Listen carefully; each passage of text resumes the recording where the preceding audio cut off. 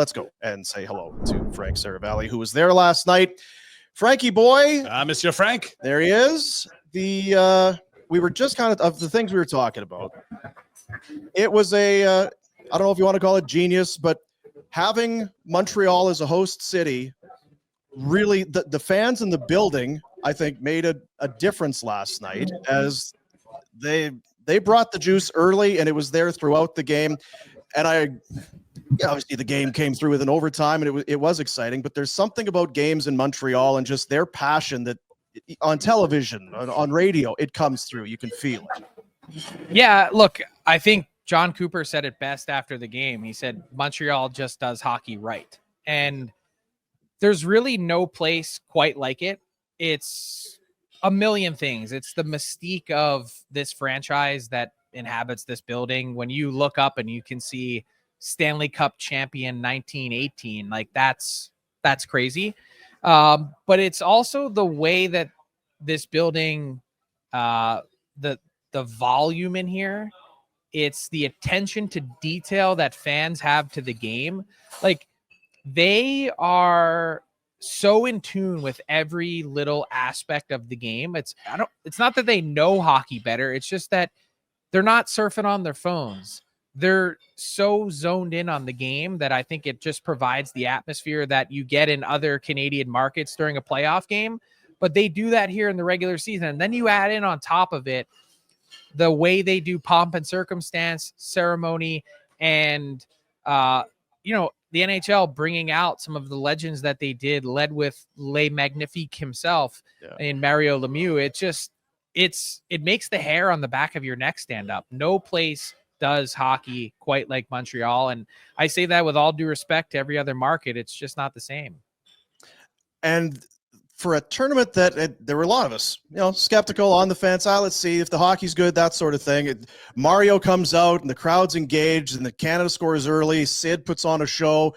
They're chanting Sidney's name. I'm sure they'd be chanting Crosby or something in Montreal, maybe, or in Toronto. But in Montreal, you can feel it. Like they are from their bottom of their guts and heart. They're cheering and rooting for Sidney Crosby. This has to be a dream come true for Gary and all the people at the league and everyone who put this together, because people are engaged now. Even if you were on the fence, like, Canada, US for sure. Saturday, it's now an appointment if maybe it wasn't before. Look, I don't understand where the hate for this tournament came from to begin with. It's everything we've been asking for a long time, with the exception of, okay, so we don't know the name of the trophy and exactly what they're playing for other than bragging rights. Maybe that's the way that it should be. Do the Olympic rings mean something more? Does the World Cup of Hockey mean something less? I guess in your own eye, but good luck telling Sidney Crosby or Connor McDavid or Nathan McKinnon that this doesn't mean anything. I knew from the second these teams started to come together that you were going to get their best effort and you were going to get real hockey. The type of people that are complaining about this event, saying it means nothing and it's fake and made believe. First off, the NHL isn't really making a profit on this. They're just hoping, I think, and praying to break even with what they're spending to put it on. And two, they're the same people that would complain during sex. So they're what's sex? Well, we would need to have it first, Frank, to then complain about it. In fairness, that's a you problem. It is a me problem. Sex. But and you forget that there's 9 years in this whole thing since the last time. I don't think Seth Jarvis. No, it's longer than that. It's 11. I mean, because guess what? Connor McDavid and Austin Matthews didn't get to play for their countries then. Last night is the first time in his life Connor McDavid's worn a Canada jersey and best on best. That's a crime. Yeah, since juniors. I can say that I was poo-pooing this, and I'm very happy to watch it now. It takes a big man to wear that. Well done. Now, was it the atmosphere? Was it the compete? Like, what did it? It was. I think we've talked about it. Montreal adding on Lemieux walking out. You said it. It gave me goosebumps. Like he's unbelievable. The Crosby support, the way the guys played, like I was not excited about it. I did not care about it. I made sure I watched it. Now, I also think that I was going to ask you when we talked about it, and everyone is 3-1 game, the same result.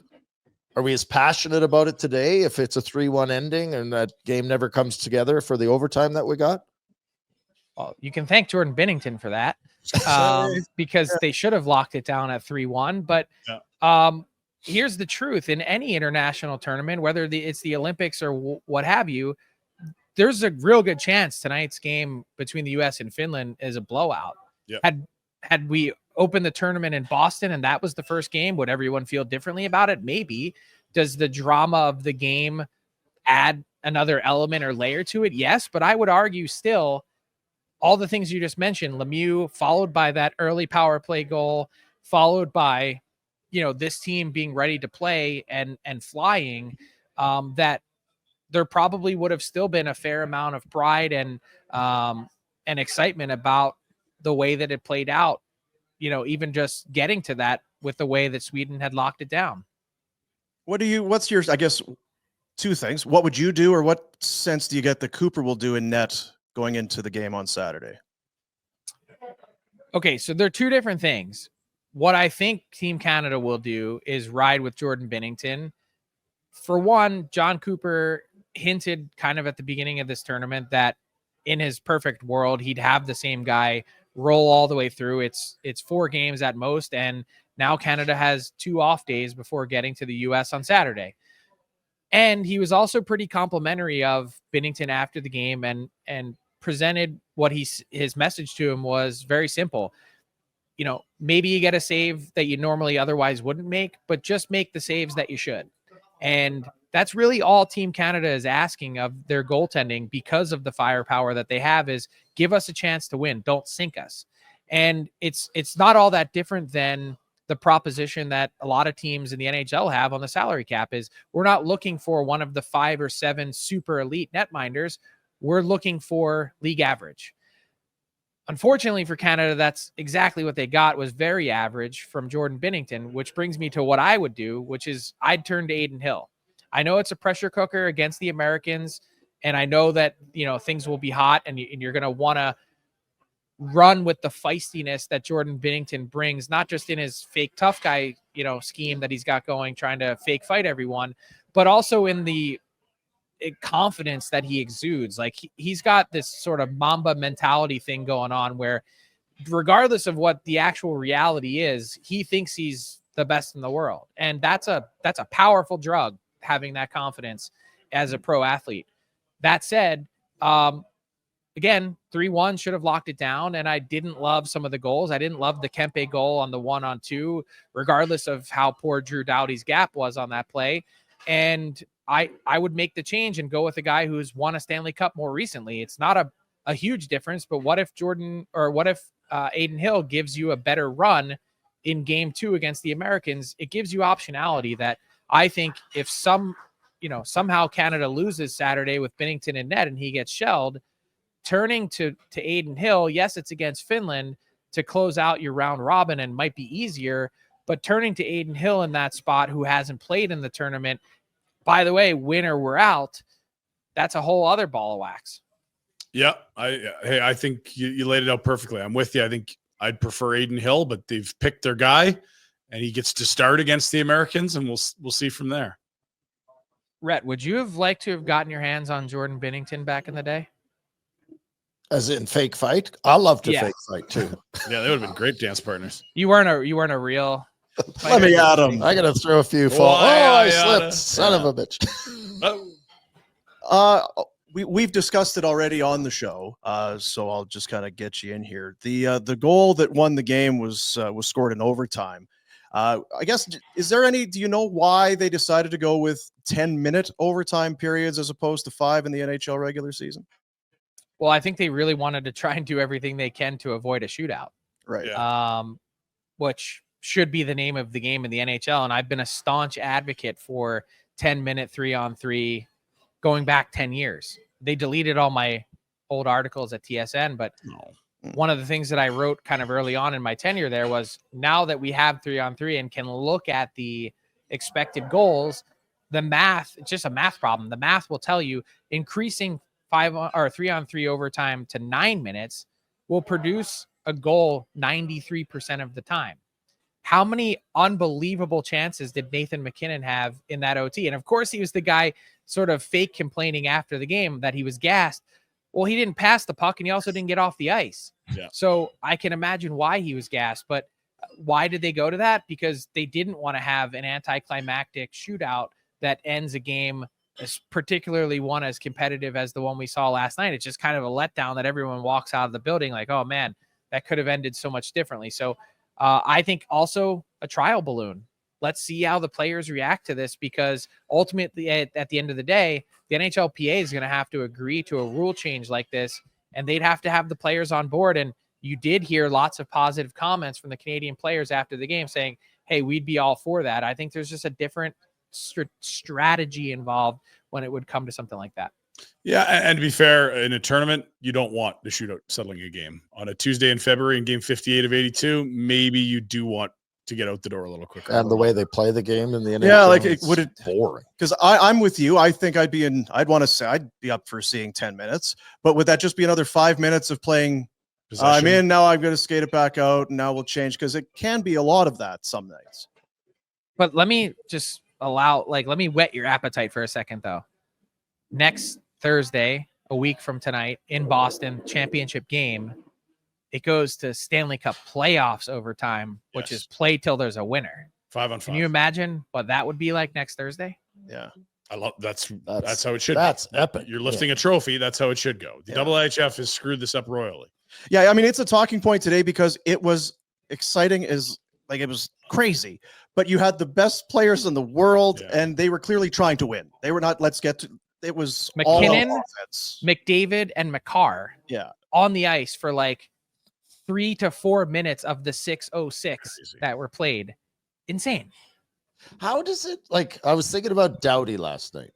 Now, he hasn't played lots. 6 games. This guy has been a stud his whole life, and the guy. Well, didn't he say afterwards, this is the fastest game I've ever played in my life? Game of his career. Yeah, I'm just saying that. Then you're watching McCarr, and you're sitting on the bench, and it's not a criticism. It's just how does a guy like Doughty, who's been the guy probably 99% of the games he's played in, now he's watching other guys take over. I didn't think he was going to make this team. There's some rough games coming back from injury. So John Cooper actually talked about this post game last night, and he said it's always a tough situation as a coach because you're taking guys that play 20 minutes a night for their team, and in Doughty's case, a lot more, and you're stapling them to the bench. You're shortening your bench for a period of time as the game gets super close. He said the amazing part about doing that last night was that those guys that normally would be the guy were the loudest guys on the bench cheering their teammates on. And he said he looked around for a second and thought, hey, this is a really short tournament. We're only together for 10, 12 days. We had 2 practices leading into this. He said, we might actually have a really tight team. Now, I get it. You're going to hear every country say that at this tournament. But if that is true and an accurate portrayal of what the bench was actually like, probably a pretty good indication for Team Canada, not just at this tournament, but as, the sort of peeling back the first layer on the onion of what the 2026 Olympics look like. The thing I'm trying to think of for a guy like Doughty is of course you're going to be supportive, not just because you're playing for Canada, this or that, but you know what it's like when you're the guy on the ice. You don't need to come to the bench and have some guy effing moping because he hasn't been out there, right? You know how disheartening it's like, screw you, I'm out there. This is what it is. Let's go. So I would think that every team, but if they're not like that, I'd be more shocked, right? Then it's inevitable that someone will be, though. Someone will be the prick because that's just how life works. You're going to see someone that's sour, whether it's on Finland, Sweden, US, or and how do you think the guys felt watching from the press box last night? Yeah, I think those guys would be more butthurt than the other guys than sitting on the bench. 100%. That'd be hard. Rasmus Anderson, you're a second pair guy at skate. But even that, Forsling gets healthy. Now you're watching. God. Sam Bennett, Stanley Cup winner. I mean, Sam Bennett has earned to be on that ice with those players. Well, you could make the argument he didn't earn the right to be on the team to begin with, but there was a heavy dose of recency bias from the playoffs and the cup. And a good start to the year, and I think they really tried to build that bottom six with like real doggone bone players, not the highest skill players.